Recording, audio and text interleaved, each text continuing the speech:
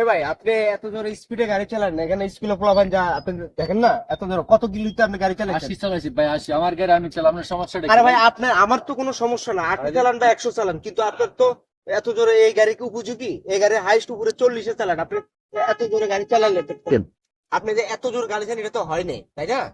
ঠিক আছে ভাই, আমার গাড়ি আমি চালাই, আপনার সমস্যা তো কি? আপনি হয় না, সমস্যা হবে না, বোধহয় হয় আরেকটা অপরাধ কি, হেলমেট নাই। আপনার একটা একটা দুর্ঘটনা জীবনে কার না, তো তাই না? কিন্তু আপনি ঠিক না, ঠিক আছে? জি জি বলেন। এখন আপনি কি করণীয় আছে বলেন, কি আপনি যে আমার জন্য বলছি না আপনার জন্য বলছি? আমার জন্য বলছেন, আমার ভালোর জন্য বলছেন। এটা একটা দুর্ঘটনা, সারা জীবনের কান্না। আমার হেলমেট নিয়ে আমি গাড়ি চালানো আমার উচিত, গাড়ি 30-40-এ চালানো উচিত। তো আমি তো হঠাৎ করে চলা ফেলেছি ভাই, বুঝতে পারি।